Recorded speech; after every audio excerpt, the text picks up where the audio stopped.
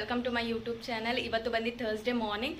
ನಾನು ಬ್ರೇಕ್ಫಾಸ್ಟ್ ಎಲ್ಲ ಮಾಡಿ ರೆಡಿ ಮಾಡಾಯಿತು. ಈಗ ನಾನು ಕೂಡ ರೆಡಿ ಆಗಿದ್ದೀನಿ. ಹೊನಾಲಿಗೆ ಸ್ನಾನ ಮಾಡಿಸಿ ಅವಳಿಗೆ ತಿಂಡಿನ ಕೊಟ್ಟಿದ್ದೀನಿ. ಬೇಗ ತಿನ್ನಬೇಕು. ಇವತ್ತು ನಿಮಗೆ ಕಲ್ಚರಲ್ ಡೇ ಇದೆಯಲ್ಲ. ಟೈಮ್ ಆಗುತ್ತೆ ಸ್ಕೂಲ್ಗೆ. ನೋಡಿ ಹೆಂಗೆ ಆಟ ಆಡ್ಕೊಂಡಿದ್ದಾಳೆ ಅಂತ. ಯಾಗಲೇ ಟೈಮ್ ಆಯಿತು, ಮಾತೆ ಕೇಳಲ್ಲ. ಅವಳೆ ಡ್ರೆಸ್ ಎಲ್ಲ ತೊಗೊಂಬಂದು ಹಿಂಗೆ ಎಸ್ತಿದ್ದಾಳೆ. ಇದು ಕಲ್ಚರಲ್ ಡೇ ಇರೋದ್ರಿಂದ ಲಂಗ ಬ್ಲೌಸ್ ಹಾಕೋ ಅಂದರೆ ಮಾತು ಕೇಳ್ತಾ ಇಲ್ಲ. ಹೊನಾಲಿ ಹೇಳು, ಇವತ್ತು ಯಾವ ರೈಮ್ಸ್ ಹೇಳ್ತಿದ್ಯಾ? ಯಾವ ಹಾಡು ಹೇಳ್ತಿದ್ಯಾ? ಯಾವ ಹಾಡು ಹೇಳ್ತಿದ್ಯಾ ಸ್ಕೂಲಲ್ಲಿ? ನಿಂಗೆ ಪ್ರೈಸ್ ಸಿಗ್ಬೇಕಂದ್ರೆ ಹಾಡು ಹೇಳಲ್ವಾ? ಹಾಡು ಹೇಳ. ಗೊತ್ತಿದ್ರೆ ಹೇಳು.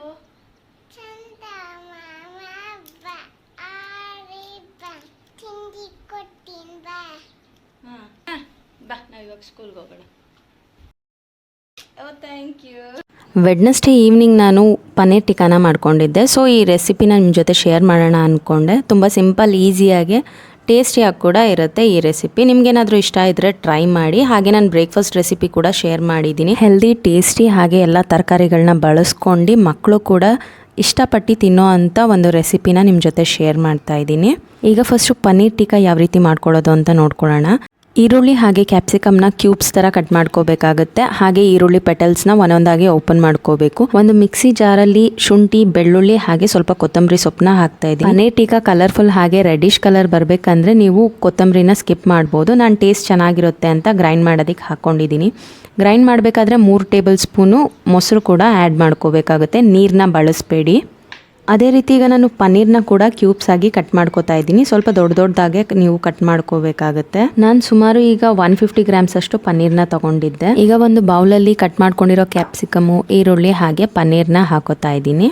ಈಗ ರುಚಿಗೆ ತಕ್ಕಷ್ಟು ಉಪ್ಪನ್ನ ಹಾಕೊಳ್ಳೋಣ. ಸುಮಾರು ಒಂದು ಅರ್ಧ ಟೀ ಸ್ಪೂನಷ್ಟು ಉಪ್ಪನ್ನ ಹಾಕ್ಕೊಂಡಿದ್ದೀನಿ. ಸ್ವಲ್ಪ ಅರಶಿನ, ಒಂದು 1/4 ಟೀ ಸ್ಪೂನಷ್ಟು ಖಾರದ ಪುಡಿ ಸ್ವಲ್ಪ ಹಾಕೋತಾ ಇದ್ದೀನಿ.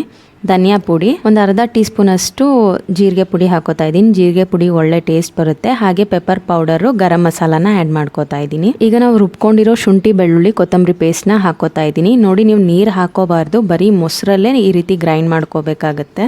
ನೀರು ಹಾಕೋದ್ರಿಂದ ಮಸಾಲ ಎಲ್ಲ ಅಂಟೋದಿಲ್ಲ ಪನ್ನೀರ್ಗೆ. ಈಗ ಚೆನ್ನಾಗಿ ಮಿಕ್ಸ್ ಮಾಡ್ಕೊಳ್ಳೋಣ.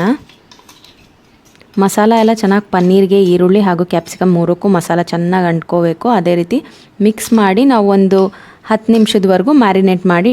ನಾನು ಸುಮಾರು ಒಂದು 15-20 ನಿಮಿಷ ಮ್ಯಾರಿನೇಟ್ ಮಾಡ್ಕೊಂಡಿದ್ದೆ. ಈಗ ಇದನ್ನು ಮತ್ತೆ ಮಸಾಲಾನ ಚೆನ್ನಾಗಿ ಮಿಕ್ಸ್ ಮಾಡ್ಕೋಬೇಕಾಗತ್ತೆ. ಈಗ ನಾನು ಈ ರೀತಿ ಸ್ಟಿಕ್ಸ್ನ ತೊಗೊಂಡು ಫಸ್ಟು ಕ್ಯಾಪ್ಸಿಕಮು, ಈರುಳ್ಳಿ ಹಾಗೆ ಪನ್ನೀರ್ನ ಇದಕ್ಕೆ ಹಾಕೋತಾ ಇದ್ದೀನಿ. ಈ ರೀತಿ ಸ್ಟಿಕ್ಸ್ ಎಲ್ಲ ಶಾಪಲ್ಲೇ ಸಿಗುತ್ತೆ. ನೀವು ಯಾವುದಾದ್ರೂ ಮಾರ್ಟ್ಗಳಲ್ಲಿ ಅಥವಾ ಲೋಕಲ್ ಶಾಪ್ಸಲ್ಲೂ ಸಿಗ್ಬೋದು. ಕ್ಯಾಪ್ಸಿಕಮ್ ಸ್ವಲ್ಪ ಕಡಿಮೆ ಆ್ಯಡ್ ಮಾಡ್ತಾ ಇದ್ದೀನಿ. ಈರುಳ್ಳಿ ತಿನ್ನೋಕೆ ಚೆನ್ನಾಗಿರುತ್ತಲ್ಲ, ಅದಕ್ಕೋಸ್ಕರ ಒಂದು 2-3 ಲೇಯರಷ್ಟು ಈರುಳ್ಳಿನ ಆ್ಯಡ್ ಮಾಡ್ಕೋತಾ ಇದ್ದೀನಿ.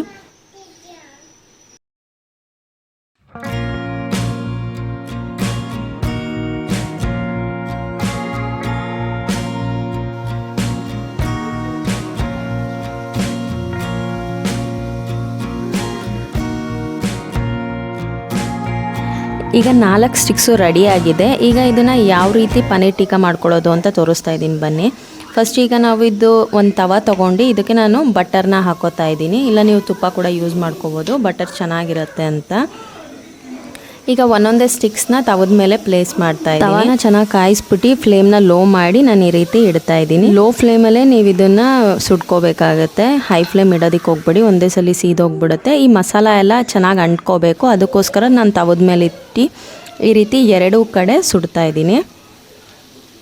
ಈಗ ನೆಕ್ಸ್ಟ್ ನಾನು ಒಂದೊಂದೇ ಸ್ಟಿಕ್ಸ್ನ ತೊಗೊಂಡು ಡೈರೆಕ್ಟಾಗಿ ಗ್ಯಾಸ್ ಮೇಲೆ ತಂದೂರಿ ಥರ ಮಾಡ್ಕೋತೀನಿ. ಈ ರೀತಿ ಸುಡೋದಕ್ಕೆ ನಿಮ್ಮ ಹತ್ರ ಯಾವುದಾದ್ರೂ ಬೇರೆ ಎಕ್ವಿಪ್ಮೆಂಟ್ ಇದ್ದರೆ ಯೂಸ್ ಮಾಡ್ಕೋಬೋದು. ನನ್ನ ಹತ್ರ ಇರಲಿಲ್ಲ, ಸೊ ನಾನು ಡೈರೆಕ್ಟಾಗಿ ಇದೇ ರೀತಿ ಗ್ಯಾಸಲ್ಲಿ ಈ ರೀತಿ ಸುಡ್ತಾ ಇದ್ದೀನಿ. ನೋಡಿ, ನೀವು ತವದ ಮೇಲಿಂದ ಇಟ್ಟು ಮಾಡದೆ ಡೈರೆಕ್ಟಾಗಿ ಮಾಡೋದಕ್ಕೆ ಹೋದರೆ ಪನ್ನೀರ್ ಕೂಡ ಕ್ಲೀನಾಗಿ ಬೆಂದಿರಲ್ಲ. ಹಾಗೆ ಮಸಾಲ ಎಲ್ಲ ಗ್ಯಾಸ್ ಮೇಲೆ ಬಿದ್ದು ತುಂಬಾ ಗಲೀಜಾಗಿಬಿಡುತ್ತೆ.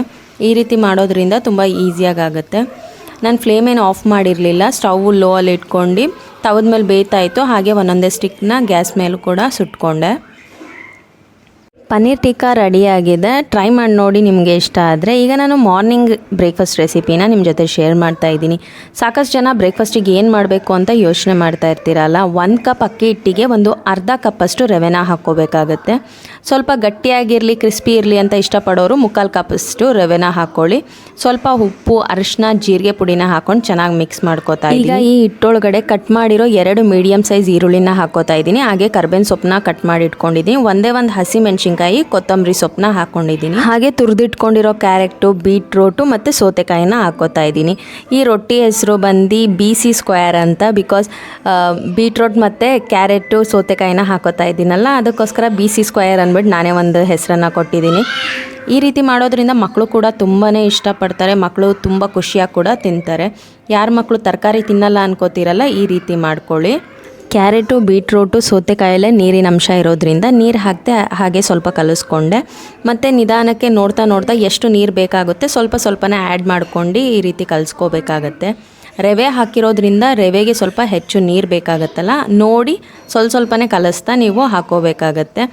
ಈಗ ಇದು ರೆಡಿ ಆದಮೇಲೆ ಒಂದು 20 ನಿಮಿಷದವರೆಗೂ ಹಾಗೆ ನೆನೆಯಕ್ಕೆ ಬಿಡಬೇಕಾಗತ್ತೆ.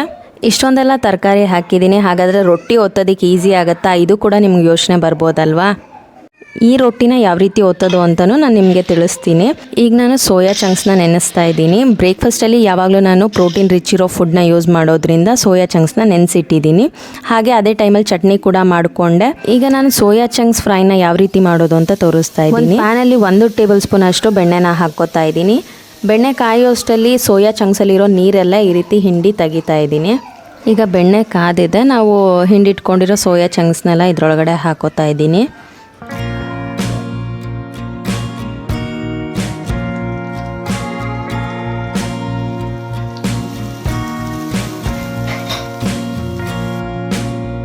ಸೋಯಾ ಚಂಕ್ಸ್ನ ಲೋ ಫ್ಲೇಮಲ್ಲಿ ಚೆನ್ನಾಗಿ ಫ್ರೈ ಮಾಡ್ಕೋಬೇಕಾಗುತ್ತೆ. ಒಂದು ಸ್ವಲ್ಪ ಫ್ರೈ ಆದಮೇಲೆ 50% ಫ್ರೈ ಆದಮೇಲೆ ಸ್ವಲ್ಪ ಉಪ್ಪನ್ನ ಹಾಕೋತಾ ಇದ್ದೀನಿ. ಹಾಗೆ ಅರಿಶಿನ, ಜೀರಿಗೆ ಪುಡಿ, ಖಾರದ ಪುಡಿ, ಧನಿಯಾ ಪುಡಿ ಎಲ್ಲ ಹಾಕೋತಾ ಇದ್ದೀನಿ. ಸ್ವಲ್ಪ ಹಾಕೋಬೇಕು, ಜಾಸ್ತಿ ಹಾಕೋಕ್ಕೆ ಹೋಗಬೇಡಿ. ಸ್ವಲ್ಪ ಒಂದು ಚುಟ್ಕೆ ಅಷ್ಟು ಕಾಣಿಸ್ತಾ ಇರ್ಬೋದು ನಿಮಗೆ ನಾನು ಎಷ್ಟು ಹಾಕ್ಕೊಂಡಿದ್ದೀನಿ ಅಂತ. ಕ್ವಾಂಟಿಟಿ ಎಷ್ಟು ಮಾಡಿರ್ತೀವಿ ಅದನ್ನು ನೋಡ್ಕೊಂಡು ಹಾಕೊಳ್ಳಿ. ಮಸಾಲ ಎಲ್ಲ ಹಾಕಿದ್ಮೇಲೆ ಚೆನ್ನಾಗಿ ಫ್ರೈ ಮಾಡ್ಕೊಳ್ಳಿ. ಸೋಯಾ ಚಂಕ್ಸ್ ರೆಡಿ ಆಯಿತು. ಈಗ ನಾನು ಡ್ರೈ ಫ್ರೂಟ್ಸ್ನೆಲ್ಲ ಹಾಕಿ ಒಂದು ಸ್ಮೂದಿನ ಮಾಡ್ಕೋತಾ ಇದ್ದೀನಿ. ಒಂದು 4 ಗಂಟೆ ಆದರೂ ಡ್ರೈ ಫ್ರೂಟ್ಸ್ನ ನೆನೆಸ್ಕೊಂಡ್ರೆ ಒಳ್ಳೆಯದು. ನಾನು ನೈಟ್ ನೆನೆಸೋದು ಮರ್ತೋಗ್ಬಿಟ್ಟೆ, ಸೊ 1 ಅವರ್ ಮುಂಚೆ ನೆನೆಸಿಟ್ಟಿದ್ದೆ. ಡೇಟ್ಸಲ್ಲಿರೋ ಬೀಜ ಎಲ್ಲ ತೆಗೆದು ಹಾಕ್ಕೊಂಡು ನಾನು ಸ್ವಲ್ಪ ಬಾದಾಮಿ, ದ್ರಾಕ್ಷಿ ಹಾಗೆ ಪಂಪ್ಕಿನ್ ಸೀಡ್ಸ್ನ ಹಾಕ್ಕೊಂಡಿದ್ದೀನಿ. ಗೋಡಂಬಿ ಇರಲಿಲ್ಲ, ಗೋಡಂಬಿ ಇದ್ದರೆ ಗೋಡಂಬಿನೂ ಹಾಕ್ಕೋಬೋದು. ಮತ್ತು ಎಲ್ಲ ಥರದ ಡ್ರೈ ಫ್ರೂಟ್ಸ್ ಕೂಡ ಹಾಕ್ಕೋಬೋದು. ಫಸ್ಟು ಸ್ವಲ್ಪ ಹಾಲು ಹಾಕಿ ಗ್ರೈಂಡ್ ಮಾಡಿಕೊಂಡೆ, ಏಕೆಂದರೆ ಮಿಕ್ಸಿಯಲ್ಲಿ ನುಣ್ಣಗಾಗಲ್ಲ ಅಂತ. ಆಮೇಲೆ ಹೆಚ್ಚು ಹಾಲು ಹಾಕಿ ಗ್ರೈಂಡ್ ಮಾಡಿಕೊಂಡೆ. ಸ್ಮೂದಿ ರೆಡಿಯಾಗಿದೆ. ತುಂಬ ಟೇಸ್ಟಿಯಾಗಿರುತ್ತೆ. ಇದಕ್ಕೆ ಯಾವುದೇ ರೀತಿ ಶುಗರ್ ಎಲ್ಲ ಆ್ಯಡ್ ಮಾಡೋಕ್ಕೆ ಹೋಗಬೇಡಿ, ಟೇಸ್ಟ್ ಹಾಗೇ ಇರುತ್ತೆ. ಡೇಟ್ಸ್ ಹಾಕೋದ್ರಿಂದ ಅದರಲ್ಲೇ ಸ್ವೀಟ್ನೆಸ್ ಇರುತ್ತೆ. ಈಗ ರೊಟ್ಟಿ ಒತ್ತೋದಕ್ಕೆ ಒಂದು ಸಿಂಪಲ್ ಟ್ರಿಕ್. ನನಗೊಬ್ಬರು ಫ್ರೆಂಡ್ ಇದ್ದರು ಉತ್ತರ ಕರ್ನಾಟಕದ ಕಡೆಯವರು. ಅವರು ತಾಲಿಪಟ್ಟು ಅಂತ ಮಾಡ್ತಾರೆ. ಇದೇ ರೀತಿ ಬಟ್ಟೆ ಮೇಲೆ ಒತ್ತಿ ಮಾಡ್ತಾರೆ. ಈ ರೀತಿ ನಾವು ಎಷ್ಟೇ ವೆಜಿಟೇಬಲ್ಸ್ ಆ್ಯಡ್ ಮಾಡಿದ್ರು ಈ ರೀತಿ ಬಟ್ಟೆ ಮೇಲೆ ಒತ್ತಿ ಹಾಕ್ತೀವಲ್ಲ, ತುಂಬ ಈಸಿಯಾಗಿ ಮಾಡ್ಬೋದು. ಒಂದು ದಪ್ಪ ಉಂಡೆ ಅಷ್ಟು ನಾನು ಹಿಟ್ಟನ್ನು ತಗೋತಾ ಇದ್ದೀನಿ. ರೊಟ್ಟಿನ ತಟ್ಟಬೇಕಾದ್ರೆ ನೀವು ಕೈನ ನೀರು ಮಾಡ್ಕೋಬೇಕಾಗತ್ತೆ, ಆಗ ಅಂಟೋದಿಲ್ಲ. ಈ ರೀತಿ ಕೈನ ನೀರು ಮಾಡ್ಕೋತಾ ನಿಧಾನಕ್ಕೆ ಈ ರೊಟ್ಟಿನ ಹೊತ್ಕೋಬೇಕಾಗತ್ತೆ. ತುಂಬಾ ಈಸಿಯಾಗಿ ಹೊತ್ಕೋಬೋದು. ಈ ರೀತಿ ನಿಧಾನಕ್ಕೆ ರೊಟ್ಟಿನ ಎಡ್ಜಸ್ ಎಲ್ಲ ಸರಿ ಮಾಡ್ಕೋತಾ ಸ್ಪ್ರೆಡ್ ಮಾಡ್ಕೋಬೇಕಾಗತ್ತೆ. ಈಗ ಒಂದು 2-3 ಹೋಲ್ನ ಮಾಡ್ತಾಯಿದ್ದೀನಿ. ರೊಟ್ಟಿ ತವದ ಮೇಲೆ ಹಾಕಿದಾಗ ಎಣ್ಣೆ ಹಾಕ್ತೀವಲ್ಲ, ಅದು ಎಣ್ಣೆ ಕೆಳಗಡೆ ಎಲ್ಲ ಇಳಿರಲಿ ಅಂದ್ಬಿಟ್ಟು ಸ್ವಲ್ಪ ಈ ರೀತಿ ಹೋಲ್ನ ಮಾಡಿಟ್ಕೊಂಡೆ. ತವ ಕಾದಿದೆ, ಸ್ವಲ್ಪ ಎಣ್ಣೆನ ಹಾಕ್ಕೊಂಡು ರೊಟ್ಟಿ ಹಾಕ್ತಾಯಿದ್ದೀನಿ. ರೊಟ್ಟಿ ಯಾವ ರೀತಿ ಹಾಕ್ಬೇಕು ನೋಡಿ, ಡೈರೆಕ್ಟ್ ಬಟ್ಟೆನ ಈ ರೀತಿ ತವದ ಮೇಲೆ ಹಾಕ್ಕೋಬೇಕು. ಬಟ್ಟೆ ಮೇಲೆ ಸ್ವಲ್ಪ ನೀರನ್ನ ಹಾಕಬೇಕಾಗತ್ತೆ, ಆವಾಗ ಬಟ್ಟೆಗೆ ಕಚ್ಕೊಳ್ಳೋದಿಲ್ಲ. ನಿಧಾನಕ್ಕೆ ನೀವು ಬಟ್ಟೆನ ರೊಟ್ಟಿಯಿಂದ ತೆಗಿಬೇಕಾಗತ್ತೆ. ಈಗ ನಾನು ಒಂದು ಲಿಡ್ನ ಕ್ಲೋಸ್ ಮಾಡಿ ರೊಟ್ಟಿನ ಬೇಯಿಸ್ಕೊತಾ ಇದ್ದೀನಿ. ಹಾಗೆ ಬೇಯಿಸೋಕೆ ಹೋದರೆ ಮೇಲೆಲ್ಲ ವೈಟ್ ಆಗಿಬಿಡುತ್ತೆ, ಸೊ ಲಿಡ್ ಕ್ಲೋಸ್ ಮಾಡಿನೇ ಬೇಯಿಸ್ಕೊಳ್ಳಿ. ತವದ ಮೇಲೆ ಮಾತ್ರ ಸ್ವಲ್ಪ ಎಣ್ಣೆ ಹಾಕಿದ್ರೆ ಸಾಕು. ಈಗ ಇದನ್ನು ನಾನು ಉಲ್ಟಾ ಮಾಡ್ಕೊಂಡು 2 ಕಡೆ ಚೆನ್ನಾಗಿ ಬೇಯಿಸ್ಕೋಬೇಕಾಗತ್ತೆ. ತರಕಾರಿ ಹಾಕೋದ್ರಿಂದ ಸ್ವಲ್ಪ ಜಾಸ್ತಿ ಹೊತ್ತೇ ಬೇಯಿಸ್ಬೇಕಾಗತ್ತೆ. ನಾರ್ಮಲ್ ರೊಟ್ಟಿ, ಪ್ಲೇನ್ ರೊಟ್ಟಿ ಮಾಡ್ತೀವಲ್ಲ ಆ ಟೈಮ್ಕಿನ್ನ ಸ್ವಲ್ಪ ಹೆಚ್ಚು ಸಮಯ ಇದು ಬೇಯಬೇಕಾಗತ್ತೆ. BC ಸ್ಕ್ವೇರ್ ರೊಟ್ಟಿ ರೆಡಿಯಾಗಿದೆ. ತುಂಬ ರುಚಿ ಹಾಗೂ ಆರೋಗ್ಯಕರವಾಗೂ ಇರುತ್ತೆ. ಮಕ್ಕಳು ಕೂಡ ತುಂಬಾ ಇಷ್ಟಪಡ್ತಾರೆ. ಒಂದ್ಸಲಿ ಟ್ರೈ ಮಾಡಿ ನೋಡಿ, ನಿಮಗೆ ತುಂಬಾ ಇಷ್ಟ ಆಗುತ್ತೆ. ಹಾಗೆ ಈ ವಿಡಿಯೋ ನಿಮಗೆ ಇಷ್ಟ ಆಗಿದ್ರೆ, ಯೂಸ್ಫುಲ್ ಅನಿಸಿದ್ರೆ ನನ್ನ ಚಾನಲ್ನ ಸಬ್ಸ್ಕ್ರೈಬ್ ಮಾಡಿ. ಇದೇ ರೀತಿ ಹೊಸ ಹೊಸ ಹೆಲ್ದಿ ಆಹಾರಗಳನ್ನ ಯಾವ ರೀತಿ ಮಾಡೋದು ಅಂತ ನನ್ನ ವಿಡಿಯೋದಲ್ಲಿ ಶೇರ್ ಮಾಡ್ತೀವಿ. Thank you so much.